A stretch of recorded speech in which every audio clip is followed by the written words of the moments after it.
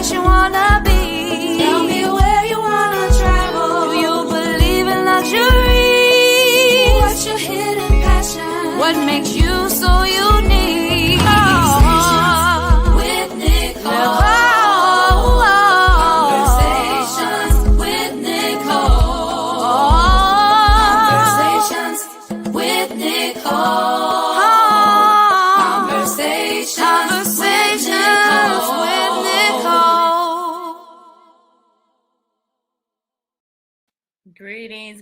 Greetings. Welcome to Conversations with Nicole. I am Nicole Everett, your host. Conversations with Nicole is a talk show based here in Tallahassee, Florida, focused on connecting the community through conversations. And today is what I call What Women Want Wednesday.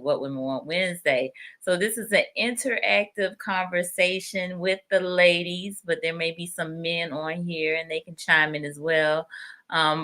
We've been focusing on mental health, so I have a special guest, another Nicole. So y'all gonna have double Nicole tonight. All right. So in the style that I always do, I love to hear from you. So again, this is interactive. Put your comments, put your questions in the chat, and we will try to attend to them. But I want to hear from you. Let me know what city, what state are you tuning in from? So in the comments, put your city and your state, and we will give you a shout out. Hope you all are doing well tonight. We have a very interesting conversation. Wait a minute. Did I say Wednesday? It's Monday. That's right. Look, I'm getting thrown off because I got Nicole on here with me. It's Monday. It's Man Up Monday. My bad. Y'all forgive me. Man Up Monday. And I decided to have Nicole on for Man Up Monday based on a conversation that we had about men and emotional regulation. So welcome, Man Up Monday. The men, I want to hear from y'all tonight. All right. And don't be scared. Just because it's us ladies on here tonight, we still going to have this open dialogue. So let me give a shout out to Ozzy. I see you. Ozzy was on last Monday. Ozzy's from Virginia Beach, Virginia, and he is a counselor as well, mental health counselor. So thank you, Ozzy, for being on. All right. I see you, Maine Schuler. Maine is right here in Tallahassee. Thanks for being on Maine and being a supporter. I really appreciate it. All right. So let me tell you a little bit about my very special guest, Miss Nicole Lawson. She is a Rattler. She graduated from the Florida Agricultural and Mechanical University with her bachelor's in psychology. She also attended Nova Southeastern University and received her master's in clinical mental health counseling. She is a registered mental health counselor, and she currently works as a trauma-informed therapist. So, welcome, Nicole Lawson. Hi, guys. Hey. Thanks for being on here. No problem. Thank you for having me. I appreciate it. My pleasure. Look, I always have women on Wednesday, so that's where my mind went. All right. So, hey, Vicky, thanks for tuning in. And let me say hey to my cousin D up in New York. Thanks for tuning in, D. I really appreciate that. So tell us, I already told them what you do, but tell the people, who is Nicole Lawson? Whew, all right. I'm going to think about this question all day. So I am a mom of two. I'm a trauma-informed therapist, like you said. Super funny, bubbly personality. I like to think I'm outgoing, but I'm a true introvert at heart. And honestly, I just really am bubbly, funny, outgoing, all those kind of things, but I can get serious at times. So that's it. Okay, good deal. Ozzy said double N, LOL. So double Nicole tonight. Let me give a shout out to Miss Doris. Thanks for being on here. I appreciate you. All right. And Janae. Okay, go best friend. Nice. So we got some support here for Nicole. Thank you. Yes. So we were talking around, and let me back up before we jump in. You're based in Tampa, Mhm. but you do telemedicine, Yes. right? Mhm. Okay. And so folks, and we'll get into this at the end of the broadcast, but they can connect with you and you are seeing new patients, right? Yes, ma'am. Yes, ma'am. Okay. All right. Very good. Very good. Very good. All right. Hey, Chief. I see you. Terrell out of Tallahassee. Thanks for tuning in. And Chantel, she said, Mhm. hey. All right. My Good deal. sister. Oh, that's your sister. Okay. Hey, Okay. sis. All right. So let's jump in. So emotional regulation. We were Mhm. talking about, you and I had a conversation last week about men and their feelings and Mhm. emotions. And so you said, emotional regulation. So, Mhm. talk to us about what emotional regulation is before we kind of dive into it a little deeper. Okay, so emotional regulation is generally really a broad subject, but to put it in layman terms, is basically controlling your emotions. Emotional regulation is when you are not allowing someone else to dictate how you respond to things or how you go about, showing or expressing your emotions. And we had that conversation about men and emotional regulation because oftentimes men are not taught. In the same level or the same frequency as women on how to regulate their emotions. So I felt like it was a really important topic to discuss. So more men could feel more comfortable in the ability to check in with their emotions more so than I'm used to seeing. So, I found that to be quite intriguing because Mhm. during some of my talks on specifically Man Up Monday, I've tackled that topic from the standpoint of, men and manhood and what that looks like and what that means. Mhm. And oftentimes it doesn't include certain emotions. Anger is one that, men typically identify with, or, they're told they can't cry, Mhm. they got to man up. And Mhm. so even though this is Man Up Monday, manning up may not be what you might think of in a Mhm. traditional sense, right? Mhm. No, correct. Correct. So, which is why I even have this whole day of Man Up Monday, is so that we can kind of talk about what that looks like, Mhm. right?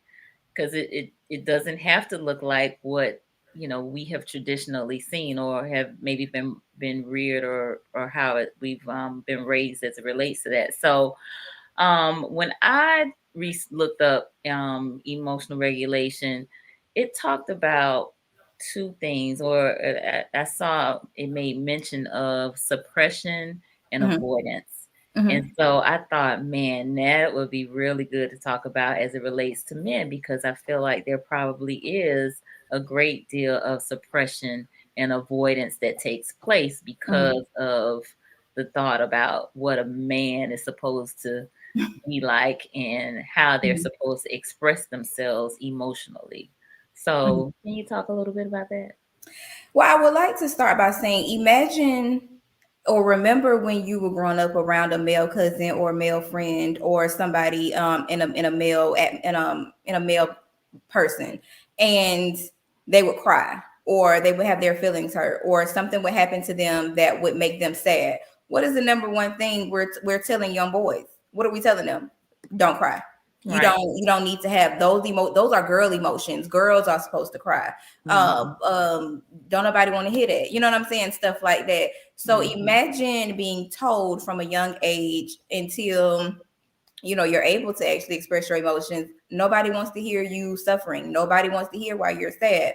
And then when men grow up and they become of age and they have these relationships with women or men, depending on your preference, and their partner is saying, hey, express your feelings to me, tell me how you feel, tell me what's going on, and you in the stonewall, you wonder why. This is Hmm. what suppressing is. Suppressing is much more than telling a young boy don't cry. It's essentially telling them your feelings are invalidated or they're invalid. So I don't care for them. All I want you to do is be a man. How can a 5-year-old or a 6-year-old or a 7-year-old be a man? They don't know those tools and techniques. So what you're essentially raising is an emotionally regulated young boy.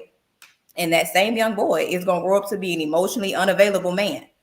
And then when his wife or his girlfriend or his boyfriend or his husband says, "Hey, I want you to talk to me. I want you to tell me how you're feeling," they're going to be like, "What? What do you mean?" Or you asking for these things, but at the end of the day, you probably don't even care what I have to say anyway. So why would I even bother explaining anything to you? Now, this isn't to be generalized and saying this is all men, but society does drive this notion of you are not to express your feelings. That is not your point in life. Your point in life is to be a man, be a provider, and that's it. You protect and provide. That's your job. You being emotional, lead that to your wife, lead that to the girls. And this is what suppressing looks like.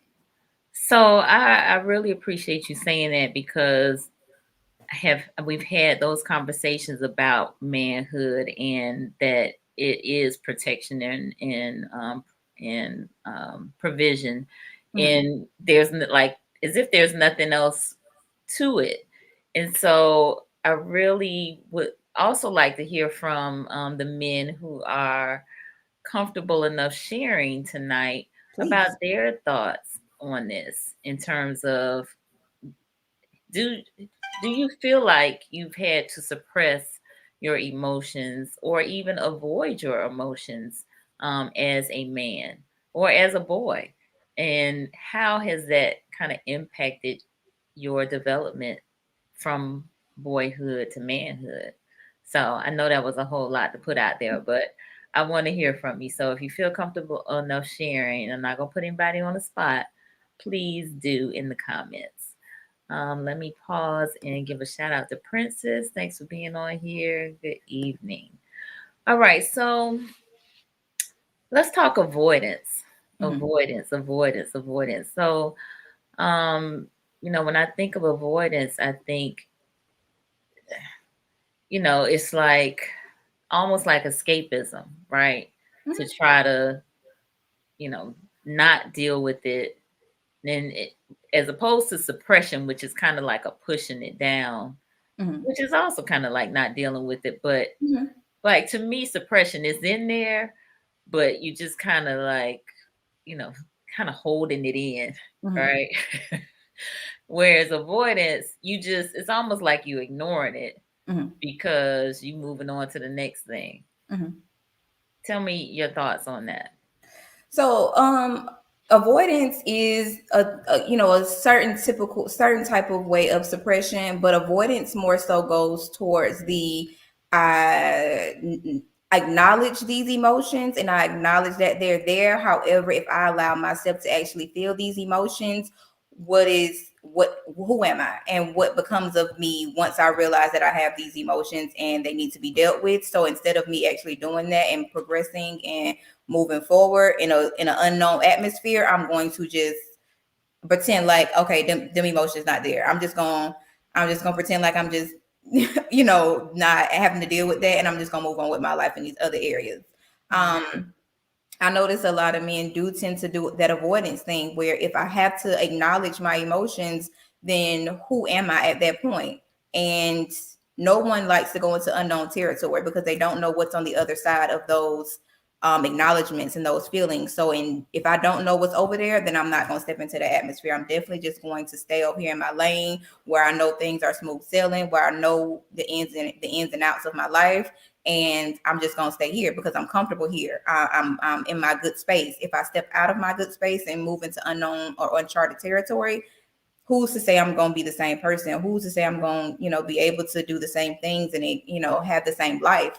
So a lot of times people avoid it and avoid their feelings because they don't know what's gonna happen after that. So let me ask you this. In your sessions, and not to, you know, no names will Yes. be mentioned. No, look, no names will be mentioned to protect the innocent. But do you notice that maybe that there may be specific feelings that men try to avoid? um I feel like most times men tend to not really identify their emotions well to begin with. You know what I Mhm. mean? Like, I don't think if they're sad, like I think I told you before, if you ask a man what's wrong with you and they say I don't know, 10 times out of 10, it's honestly they don't know. They I have no idea what's wrong with me, because sometimes if you are not taught emotions and how to check in with them, you honestly don't know what's wrong with you. So a lot of Mhm. times you first have to get the person or the man to identify the emotion. Like, okay, we have to identify that you're sad. We have to identify that you may be depressed. We have to identify that you might be frustrated with something. We have to identify that you might be annoyed, because oftentimes they'll mix the emotion. The emotion might be frustrated, but it comes off as anger. The emotion might be sad, but it comes off as frustrated. So you first have to identify the emotion correctly, and then identify how you're going to emotionally regulate that emotion. So first things first is identifying. So you have said something really, I think that really hits the nail on the head, and that is us really getting in touch. And I say us, just human beings, just really Mhm, getting in touch with our feelings. You know, we may say, like you said, we may say we're angry, but it's really frustration, mhm, or you're irritated, or it could be just a number of things. So really trying to hone in on what you are feeling and experiencing, mhm. and then getting to like the root cause of why that is, Yes, right? yes, that's correct. Okay. Okay. Mhm, So I want to challenge I want to challenge the folks out there to really do that, and maybe check out a list of feelings. All right, I'm taking currently this nonviolent communication class, and they have feelings broken down into subcategories mhm, so that you can really, like I said, hone in on what exactly you are feeling, mhm. because that's important. I think when we tell ourselves it's anger, it turns into anger when it may not be. Correct. And then as a result, now we acting out on anger when it's really not anger. This is correct. I Okay.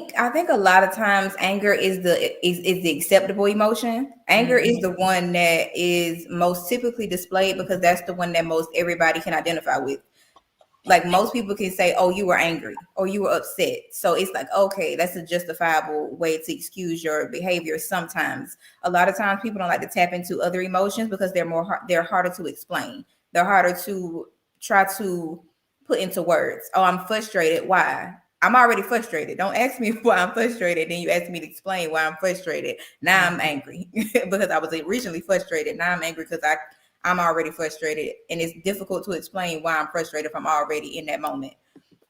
So I feel like a lot of times anger is the most acceptable emotion out of the broad spectrum of emotions. So that's the one you typically see the most, even if the underlying issue of that emotion is something completely different. So let me share this because I actually just found that list. It's a universal list of human needs, right? And Mm-hmm. so it has like 10 categories. And for mad, which is where angry falls, I'm going to just read you some of the ones that's on here: impatient, pessimistic, Mm-hmm. disgruntled, frustrated, irritable, edgy, grouchy, agitated, Mm-hmm. exasperated, irked, cantankerous, bitter, Mm-hmm. irate, furious, hostile, enraged, violent. Mm-hmm. Like all of those have a little, some different variations, Mm-hmm. right? All of that is not angry. No, no. So again, kind of really honing in on what you're feeling and trying to explain that. Yeah. I always tell people, get to the why of your emotion. If you can Mhm. figure out the why to your emotion, you can figure out anything else you need to know. If you are upset about something, ask yourself why. Why am I upset? Why am I sad? Why am I angry? Mhm. All of those emotions have a reason as to how you got that way. And if you can't figure out the why, 9 times out of 10, you probably aren't that emotion. It's probably something else. You probably hurt. Mhm. I'm willing to bet most of the times when somebody is angry is because they was hurt first. I'm hurt about something, but I do not know how to display how to be hurt. So I'm gonna show you anger because Mm, that's all I got left. That's all, that's all I know is anger. So instead of me wow. saying, "Hey, you hurt my feelings. I don't like the way you spoke to me. I don't like the way you acted towards me. I don't like the whatever happened." I'm gonna show you anger, whether that be as bitter, whether that be as violent, whether that be as frustrated, whether that be, as whatever. I'm gonna show you Mm-hmm. anger because I don't know how to adequately tell you that you've hurt me in some type of capacity. That's powerful. That's very powerful. Mm-hmm. I would love to hear from again some of the viewers. If you all agree with this, if you disagree, let us know. Ozzy did put something in the comments. He said, I'm an extrovert, so expressing myself is part of it. It depends on the situation and timing of expressions. Mm-hmm. Now, I will avoid certain issues until I am comfortable and have enough evidence before the expression. Mm-hmm. So I get that. I get that. And he further said men that can't express themselves or articulate their feelings tend to have many anger issues, which definitely just kind of coincides with what you just said, Nicole. Mm-hmm. Mm-hmm. Okay. Yeah. I agree. I think though that when people say I need enough evidence, or I need to be comfortable in that situation, I feel like the key to those moments is communication. And I know this topic is not communication today, but I just really want to speak on that real quick. Is that if you are in a situation and whoever you're trying to communicate with, that you need time to have these moments to process your emotions or to process how you feel, it's always best to let that person know, because sometimes you could be communicating with somebody who needs an immediate response. So if we're in a discussion or we're in a conversation and I'm expressing how I feel and your response in return is nothing, or you're just saying I don't got nothing to contribute to the conversation right now because you need more time and more evidence to be expressive, then that would be the time to communicate that with the person, with the person you're in a conversation with. Oftentimes, what I find with certain people is that they don't know how to communicate that piece, is that I don't know how to tell you I don't have the answers right now. I don't have the ability to express my emotions right now because I need that comfortability and that evidence to show you what I'm feeling. And that is where a lot of issues about emotional regulation tend to build up from as well, because that other person is looking at it like they're being dismissed, and then that makes them what? Angry, because what? I'm hurt because you dismissed me, and now we at it. And so you could save a lot of tumultuous situations by just communicating that what he just expressed. I'm not, Ozzy, my bad if you think I'm singling you out. I'm not. I'm just you. I'm No, just he good. Look, he a regular. He good. I'm just, he said that, and that really just made me think about it. He's like, I gotta have time, and that's okay. People need time sometimes, but if you need that time, always make sure whoever you're talking to, you're communicating that with, so they don't feel like what I had to say didn't matter, because that also can lead people to, one, suppress what they feel for future references. I got shut down the first time.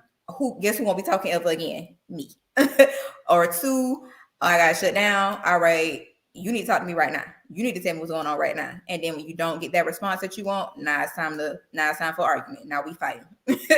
So I think again, another really great point is communicating the need to wait. Like you need that time to process. You need that time to get your thoughts together or what have you. That's a great technique and something that you should do, because like you said, people feel like they're being dismissed or ignored or what have you, when there's not an immediate response, when there's a delay. So yeah, great point. We got a few comments. Vicky said communication is the key. Ozzy also agrees about the good points. And then Princess says that freedom to create a safe space. Yes. Yeah. You want to feel safe in conversing with people, especially if it's a vulnerable topic such as expressing your emotions. A lot of people have not been given safe spaces to express themselves as they need to, and so this is also where you get a lot of emotional regulation problems is that I've never had an opportunity to say what I need to say. So therefore, I just don't. And now, if I'm meeting a person who is giving me this safe space, I don't know how to react in those moments. So I'm gonna meet you. I'm gonna meet you with opposition. It's gonna be a difficult time for me to express myself because I've never had the ability or the room to do so. So this is where a lot of patience comes in at from somebody's partner, um, and a good therapist, and Mhm. teaching you how to um, create those safe spaces. You know what I'm? Because sometimes you may never meet somebody who is going to create a safe space for you. So sometimes you have to create those spaces for yourself and be able to own your emotions and be able to, you know, dive deep into your emotional vulnerability.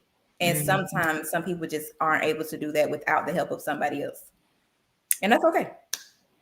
So, talk a little bit about creating those safe spaces for yourself. Mhm. So when I say create this safe space for yourself, that means emotional vulnerability and being able to stand firm in your feelings and your emotions, whether you're in a space with somebody who can acknowledge those feelings or not. I've talked to a number of men who say, I'm not going to express my fears. Nobody would care if I told you I was sad. Nobody would care if I told you I was depressed. I just have to figure it out. And they feel like they don't have those safe spaces. Here's what I'm saying. If you are with a person, a spouse, a girlfriend, or even a friend, your mama, anybody, you need to be able to go into those spaces and say, this is how I'm feeling, and not become afraid of the response you're going to get and use that as a tool to say, okay, I tried and now I'm going to just shut back down. Because ultimately, your emotions and how you feel and what you do with those emotions is on you. You cannot allow somebody else to prevent you from saying what you need to say. Those are your emotions. And I tell people all the time, feelings are not facts. These are not things that need to be evidence based. These are not things that you need to persuade somebody to understand. They're yours. They are Mhm. yours. All by Mhm. yourself, all on your own. If you are happy, mad, glad, sad, frustrated, whatever the feeling may be, those are yours. So you need to be able to express those emotions how you deem fit to whomever you deem necessary. And whether the response is met with open arms and receptive, or whether you get blocked and it's not something that you wish to continue, at least at the end of the day, you can say, I was able to express myself. So there are no closeted emotions here. So that's what I mean by creating a safe space. I hope I made sense. It makes a lot of sense. And actually, I've been having these conversations lately about thoughts and feelings and how feelings are sensations, that we have within our bodies, and Mhm. that nobody can make us feel, right? These are Yeah, feelings are things that you have on your own. they're yours. All And on you. so, yeah, nobody can make you feel mad or sad or angry or any of that sort of stuff. I mean, to the extent that they make you feel, you have allowed them to make you feel, Right, right. right? So, So, I'm again just loving to hear you say that. So real quick, Terrell has a comment that I okay. think we need to look at. He said, I think that was a good point made about validating feelings. Growing up, I often heard you are a child, so you don't have any feelings. Well, in turn, I became an adult that is oftentimes void of personal feelings and emotions, not because I don't want to have them, I just don't know how to. Correct. Ooh, powerful, powerful, powerful, powerful. Thank you for sharing, Terrell. Yes, thank you. That's deep. Which is what I was saying earlier. That this is he is not the exception to the rule. He is the rule. Most, and I don't want to generalize. I hate when people generalize, but most men, I've seen enough men, or I don't want to say that either, but I've talked to, I don't want to, because I hate saying that, like, you ain't It's talked to every man in the okay. world. But I have talked to a number of men, I will say this, that feel that very same sentiment. They are raised on, your emotions are not valid. You, Mhm. and it could be, and I have heard, you are a child. Children's emotions are just really stampeded on, like they don't matter. And I try to teach parent clients, your children are just mini versions of you. There are many humans with many feelings, with many emotions, with many attitudes and everything just like you. So do they deserve a fair amount of respect and love and attention in this household? Yes, they do. They need the same level of attention and respect that you will require from somebody. Because their emotions do matter and their feelings do matter. And if you stunt those, you will raise an emotional unavailable person, and they won't know how to do that unless somebody has the patience to teach them later on in life.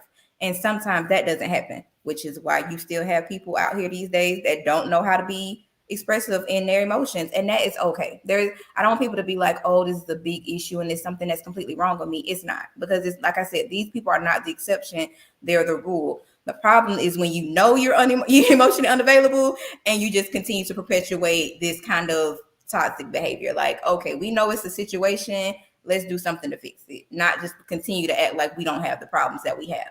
I think that's where the problem comes in. That for me, for other people, that may not be the case, and that's okay. So I want you to talk about that, but Princess mentioned the slavery mindset to stand strong.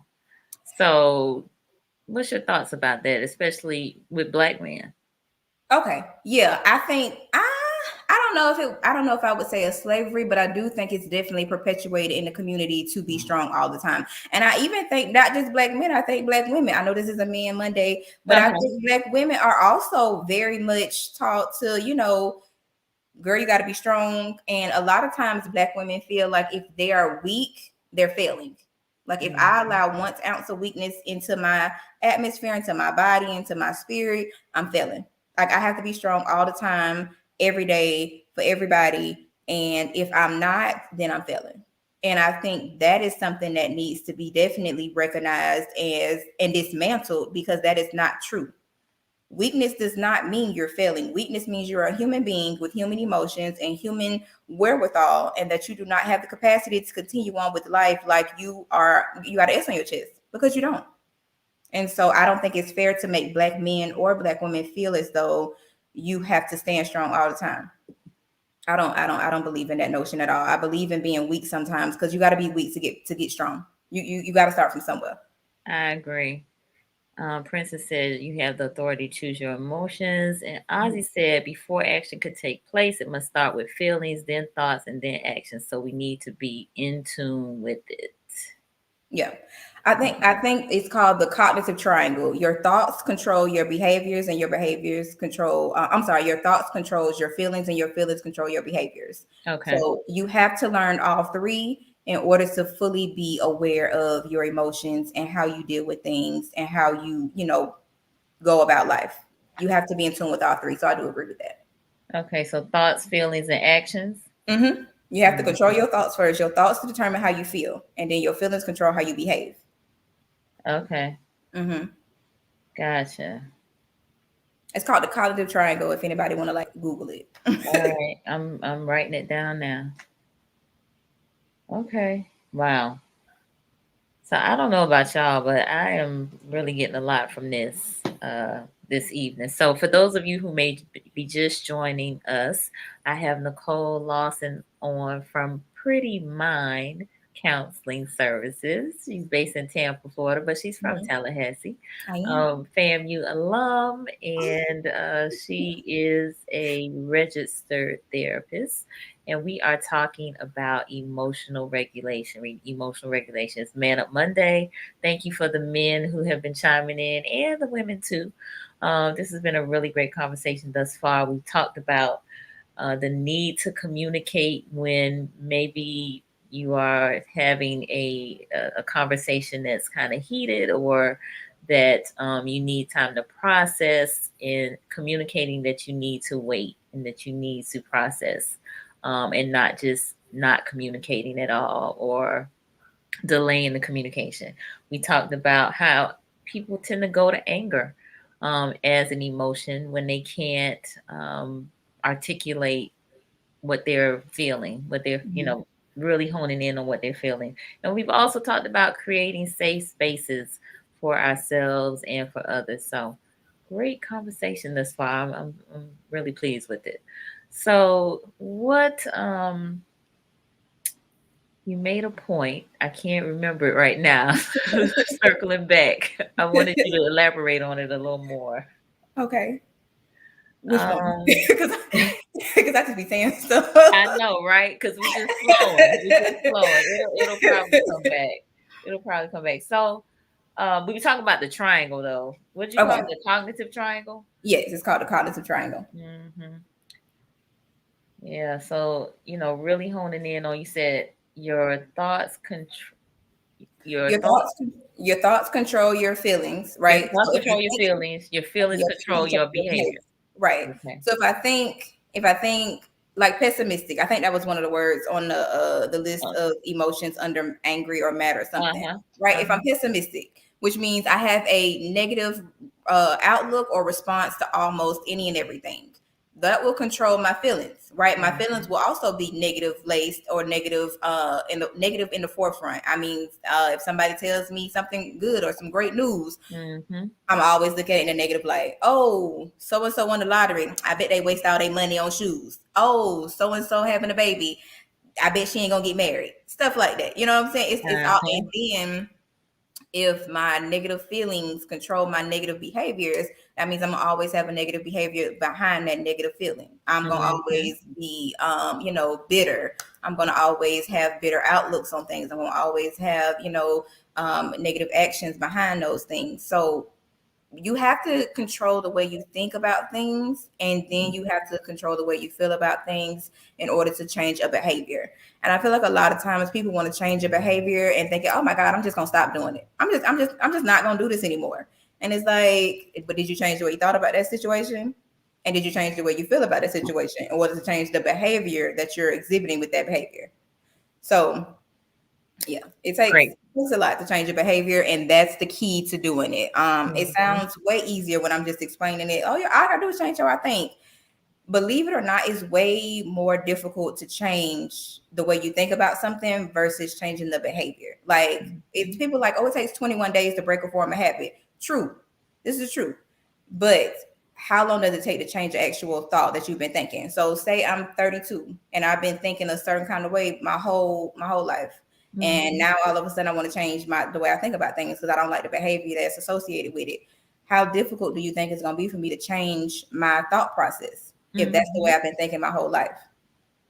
I have to actively work every day about changing it, because I'm gonna be honest, I'm gonna share. I used to be super pessimistic. Like, Mhm. I used to have these negative thoughts all the time. Like, and I used to be like, okay, I don't I don't like the way I'm thinking. I don't like the way that I'm behaving. I don't like the cold-hearted nature that I'm exhibiting from this pessimistic attitude. So I need to do something to change it. And so Mhm. it took me a long time.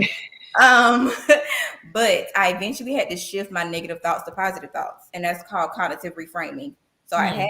I had to find the positive in everything that I did, whether it was a good outcome or a bad outcome. It had to be a positive outlook somewhere in the situation, whether it was a bad one or a good one. I had to find a positive in it in order to change how I reacted or how I behaved to that situation. So, not to psychoanalyze you, but where do you think that came from? My pessimistic attitude. Uh-huh. I'm gonna be honest with y'all. I'm gonna share. Come on, we want to hear. I was a bitter baby mama. Mm. I'm gonna keep it 100 on this here live. I'm gonna tell Okay. y'all because I'm the type of person. I don't care. I'm gonna tell my business. Y'all gonna know anyway. Okay. I don't All care. right. I was a bitter baby mama from like my first child's father situation. I was super bitter, and it took me quite some time to get out of that negative mind frame. Mhm. So I had and I didn't realize I was super bitter and super pessimistic until a relationship ended, and they were like, I don't like the way you think, I don't like the way you act, and they weren't the first person that told me that. Oh, Like, I had wow. to hear over and over and over from different people, from friends and all that kind of stuff. Your attitude sucks. Your personality sucks. Like, nobody wants to like be around that negative aura. Like, Mm. what's going on? And then, so at first I was like, I don't care. I don't need y'all. Like, go away. I don't care. But then I was alone. Like, I'm gonna be honest. I was alone and I didn't like it. Mm. I did not like my own spirit. So I was like, all right, girl. Some got to shift. Some got to go. Wow. And so yeah. And so then I had my second kid, and then I was like, I don't want him to have the same, situation as my first kid. So I was like, you gotta change something. You want a healthy environment for your children. You want your kids to be, raised in a better environment than how you were, and all that kind of stuff. Fix it. So I went to therapy. Long time. Long time. And while I was getting my master's, and yeah, so by the time I finished my master's program, I was done with therapy, and I had a whole new outlook, brand new girl. All right. So this is why I tell my clients all the time. I was like, you think I'm just teaching you this stuff because I went to school and I learned this kind of stuff in a classroom, in a notebook or in a book and stuff like that. I'm like, no, the authentic part of me that's teaching you the things that I know is because I lived it. I'm not just showing you these techniques and these tools because I think it sound good or it look good. I'm telling you this because I had to do it myself. And whether it works for you, whether it don't work for you, we gonna see. So how does it work for you, or how is it working for you? It's amazing because I don't know if nobody on here who knew me back in the day, but if Look, they on here listening. I'm gonna put the comments. You haven't been seeing it, but yeah, they on here. Look, if you knew me when I first had my daughter, they would tell you I was mean. I was mean, like mean-spirited, mean attitude, awful. wow. And that wasn't who I was before I got into the relationship with my daughter's father. I was like this. I was happy, bubbly, and then you know how you allow a person in and they change you into something that you don't like. Yeah. So then I changed it to like cold-hearted, bitter, mean girl all day long. And then I was like, yeah, I kind of like the old Nicole. I kind of like, who I was before. So I had to learn how to balance both of them. So I'm not as gullible and naive as the old Nicole was, but I'm not as cold-hearted and mean-spirited and pessimistic as the other Nicole was either. I'm Okay. I know, I'm not naive, and I'm gonna check you out now. I'm gonna do my vetting process, but I'm also not gonna stonewall and block my blessings no more either. Gotcha. Yeah. Well, Princess said, I love that she was able to identify that because some women won't acknowledge it. Salute you, sis. You lived it so you can teach others. Yeah. Inspiring. That's why I don't mind telling my business, because somebody gotta know. I can help somebody. Indeed.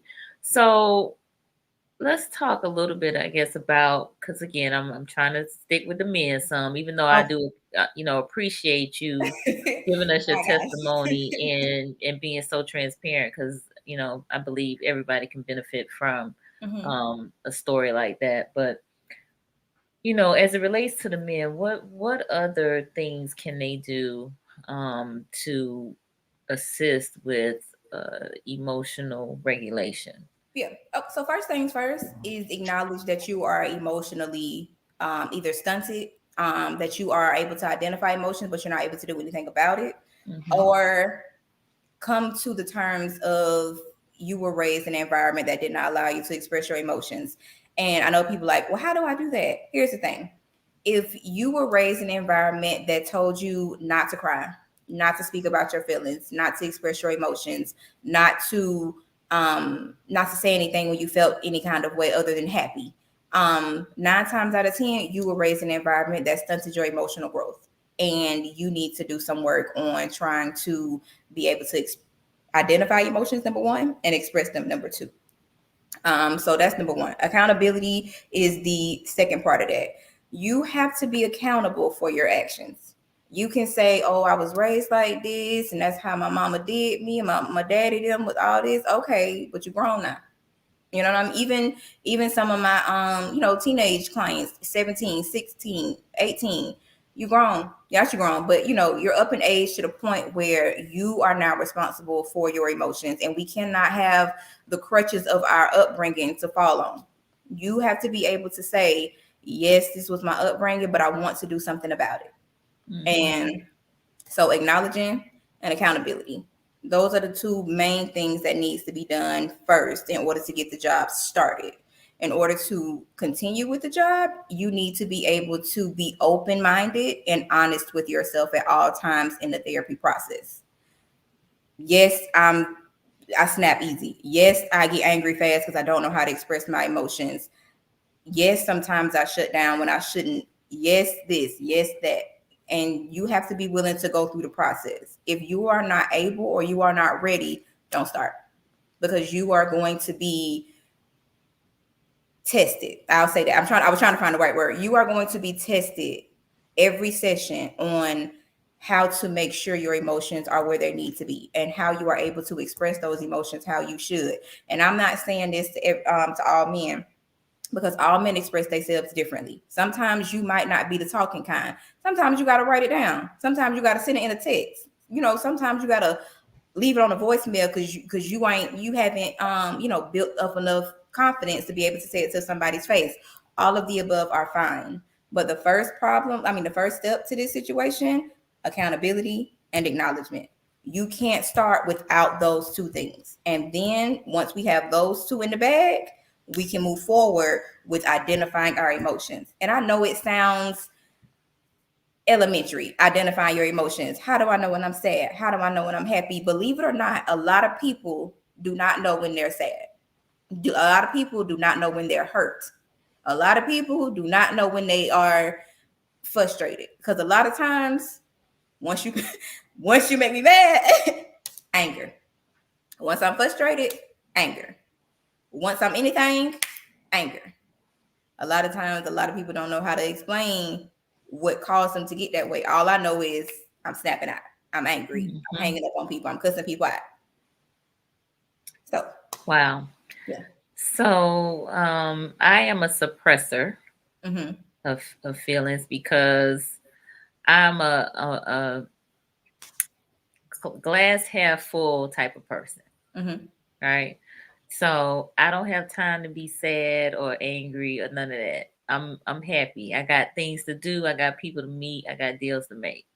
But what happens with me suppressing all of this stuff, something will happen. And then the floodgates are open and I'm down for 3 days because this stuff been piling up and now it's overflowing. Right. My cup is running over with all of the stuff that I didn't deal with. I didn't take time to process it or scream or cry or whatever I needed to do to work through it. So, yeah. Yeah. So I'm sorry. Go ahead. I'm sorry. Yeah. No, go ahead. I was saying that happens when you deem the stuff that you don't deal with as not as important as the other stuff. A lot of people do that. A lot of people be like, my feelings on this really ain't as important as getting to the bag. The bag is more important than dealing with these emotions. Or this conversation I need to have with somebody is more important than dealing with the emotions. So when somebody push that hairline trigger after you done built, not everybody finna get what you should have gave to each individual person. So that's what happens. When your level of priorities is that this stuff over here is low on my priority list. Meanwhile, this stuff over here is of more importance. Let me let you know a little secret. They're both important.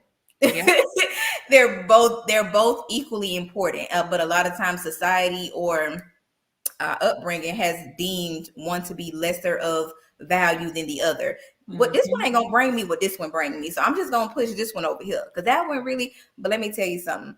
When you push this stuff over here to the side, it always circle back around. It always come back. It always makes its way to the forefront eventually. So you can make it seem like you're pushing stuff to the side or you making it not, important, but that stuff always comes out. It may not come out how you meant it to, like, oh, I meant to have a conversation with this person about how they made me feel about this certain thing that we were talking about, or I meant to cry about this situation because it made me sad and I need to, release this emotion and I need to get it out. It came out as you exploded on your mama because she bought eggs instead of chicken. or something like that. And that's just an example. But it always comes out. Not in the way you meant it, but it always makes its way out. And that's the important part, is where we need to learn how to make sure we express ourselves, because we don't want to blow up on the wrong person for the wrong thing. Indeed. So Princess also agreed that that's her. And Mhm. she said that's why I isolated. So I also try to isolate as well. But sometimes you just y- you don't Mm-mm. know what's going to happen. And it's not a good Yeah. situation when it does. No, I wouldn't suggest isolation because isolation can perpetuate the issue even further. Like it can exacerbate it. So that means you made it way worse by isolating than actually dealing with the situation head on. Mhm. Because isolation, like let me use it. So with depression, isolation can make depression 10 times worse than if you had just went to somebody and said, I'm depressed about something, or I'm Mhm. sad about something, I need some help, or getting up out that bed and going for a walk outside, or talking to your friend saying, hey girl, let's go out for lunch because I can't sit in this bed no longer. Isolation can really make a situation far worse than we think. Mhm. Mhm. I'm not, trying to tell y'all what to do, but I would shy away from isolation at all costs because isolation really, um, for So me, let me just clarify. When I say isolation, it's when I feel like this is about to, mhm. this is about to take place, Okay, and I don't want anybody else to, feel the brunt of my rage and my anger or whatever it is I'm yeah, going through, about to go through the ugly cry or whatever. mhm. I try to set myself to the side so I don't, nobody has Okay, to witness all of that. That's what I mean by isolation. okay.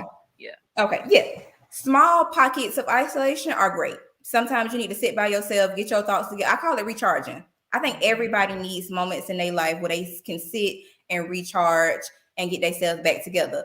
Isolation used as the wrong technique is what I mean can be detrimental to your mental health. Is when you use it as a way to get away from your what you need to be dealing with. That's what I mean by isolation. If you need Yeah. to isolate and meditate for a couple of days, or go to Bahamas for 2 days by yourself, by all means, do what you need to do. That's called self care. We got to do it. We got to do it. Self care is amazing. We all need to do it.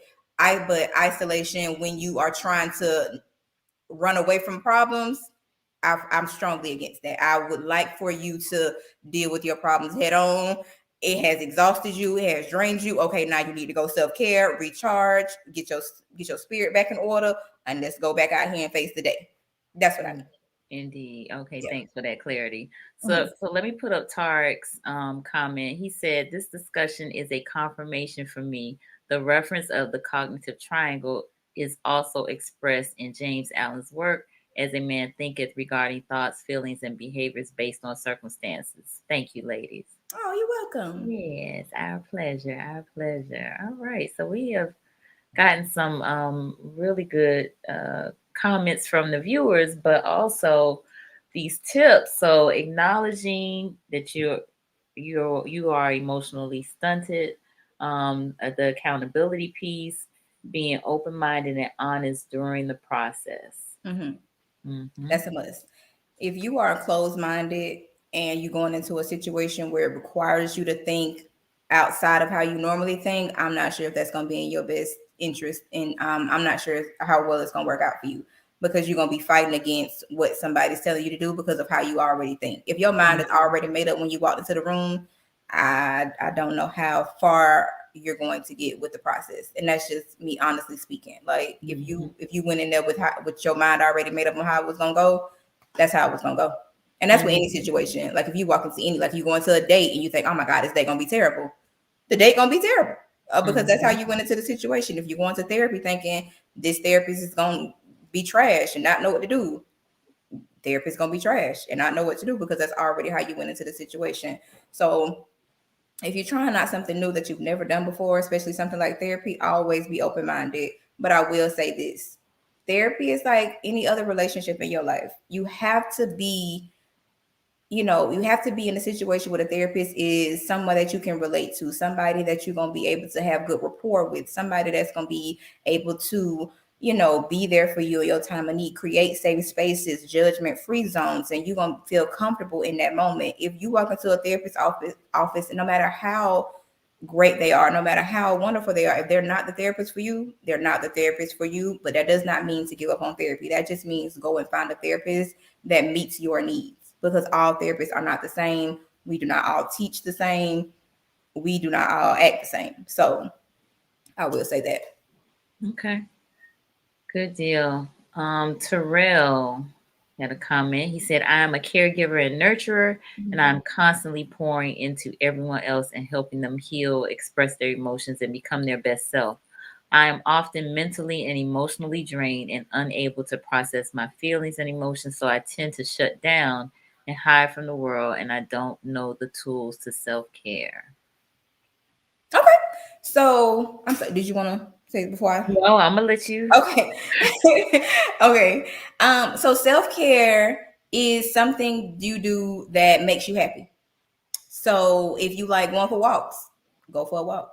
If you like going to get pedicures, go get a pedicure. If you like going to get a massage, go get a massage. If you like sitting in your room with the blinds closed, pitch black dark for a day and a half, sit in your room, pitch black dark with some Marvin Gaye playing and relax.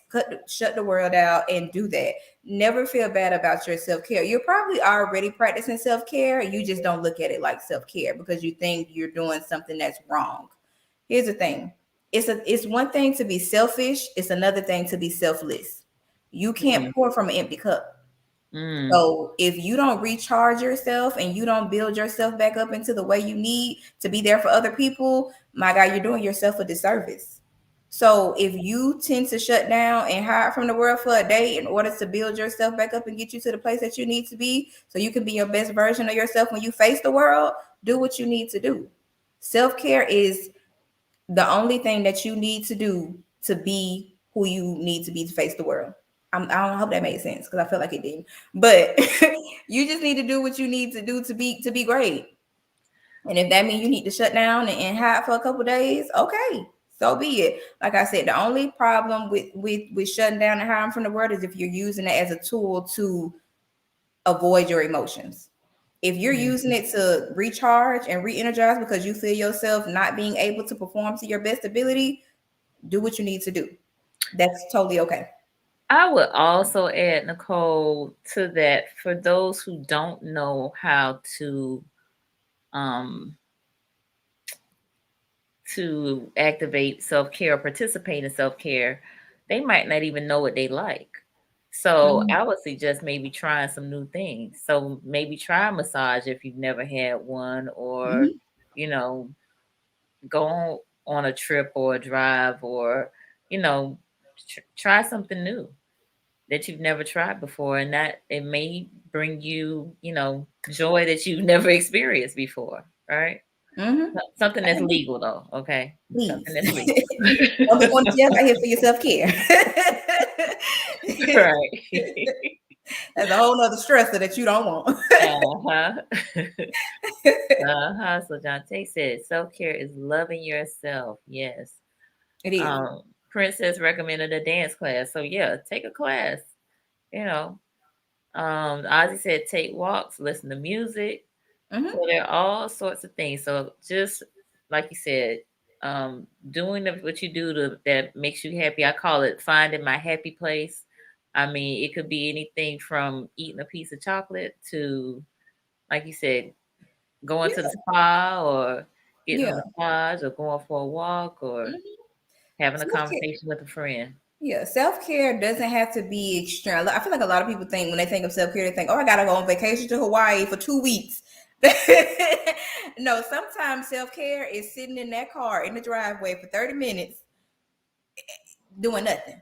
Mm-hmm. Mm-hmm. Sometimes self-care is putting on uh um YouTube videos and letting them play and dancing and singing in your living room for an hour or something. Mm-hmm. Sometimes self care is cooking because that's what you know what I'm saying. Sometimes it's whatever you like to do that brings you peace. If it brings you peace, that's your self care.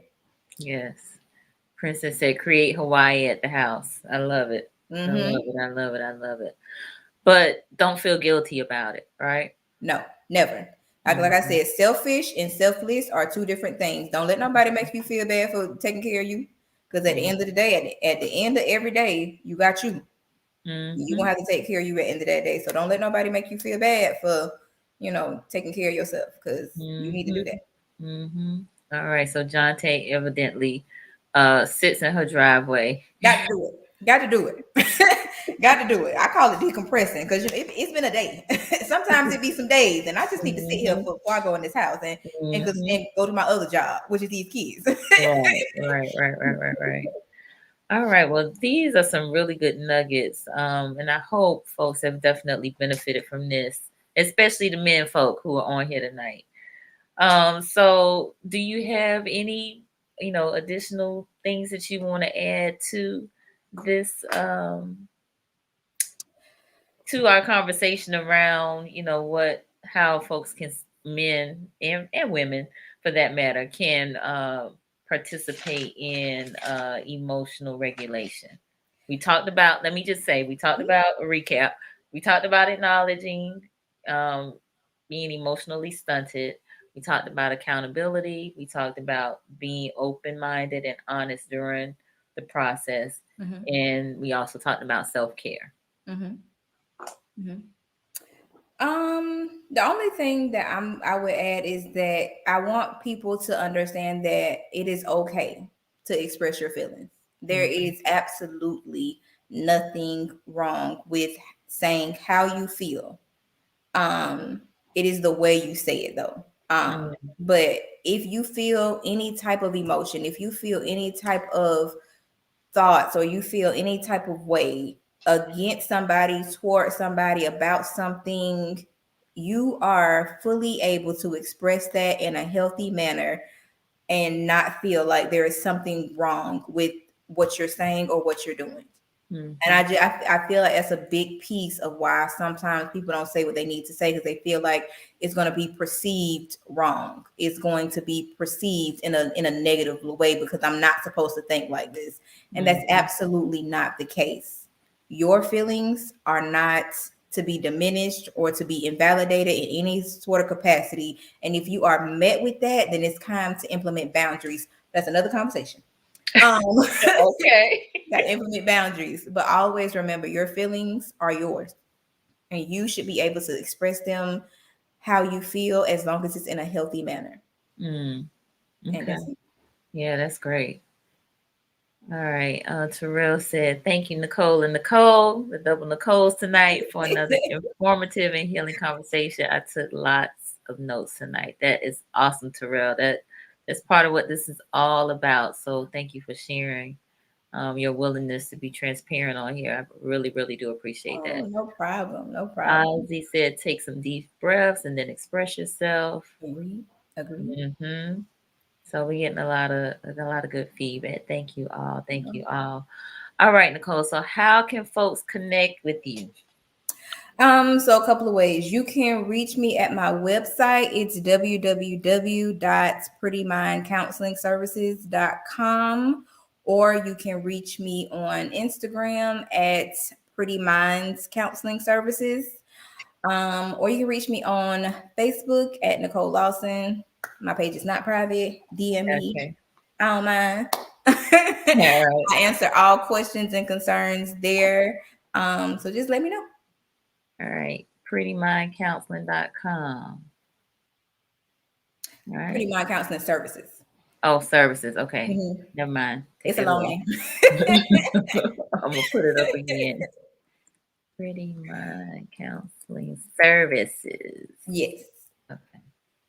All right. And tell them you are taking new patients. I am. I have open availability, accepting new clients at this time. So please feel free to connect with me. I don't mind. Indeed. Yeah, definitely. Listen, I'm trying to make mental health part of our everyday conversation, mental wellness part of our everyday conversation. So that is why I am having these lives and having people like you who are in the trenches doing this work to come and talk to the people, because we need it. We desperately need it. So thank you so very much. Again, we got a lot of great feedback. Hopefully this is beneficial. Let's keep the conversation going. Let's continue to talk about emotional regulation and the tips and techniques that were shared here tonight. Tag a friend, share this, like it, tell folks to watch it. Again, because we really need to be having these types of conversations. I agree. Nicole, I really do appreciate you being on here tonight. Hold on. Let's see. We got some more comments. Jamil Peterson will be on Wednesday. We'll be talking about affirmations and vision board, and she's a coach, a life coach, and she also has a project that she does called the Remember Me Project. So she's gonna talk about that on Wednesday for What Women Want Wednesday. So she said, "Thank you so much, Nicole and Nicole." Uh-huh. All right, and then John Tay said, what's your take on having a life coach?" Okay, I used to be a life coach. So I think it's great. I think if you can find somebody who can help you elevate your life in a great level, go ahead, go for it, do your thing. I think a lot of times people get life coaches and therapists confused. Therapists just more clinically based, and a life coach is just somebody who, is able to assist you with making sure your life is more in a way that you want it to be. Far as mental health goes, a therapist is somebody who actually has, clinical expert, clinical background and all that kind of stuff, versus a life coach sometimes who doesn't have that same background. I think that's the only difference between the two, honestly. Mm-hmm. Okay. But you go for it. I think it's amazing. Go if you can find somebody that can help you in a positive way, do your thing, girl. Absolutely. Absolutely. Okay, good deal. All right. Well, again, thank you again. Thank y'all for being for watching with us, for engaging with us. This was a great conversation, and hopefully we'll see you on Wednesday. All Okay, right. I will be here. Thank you guys. Thank you, Nicole, for having me. I really appreciate this opportunity. I'm so grateful. My pleasure. My pleasure. Take care. Okay.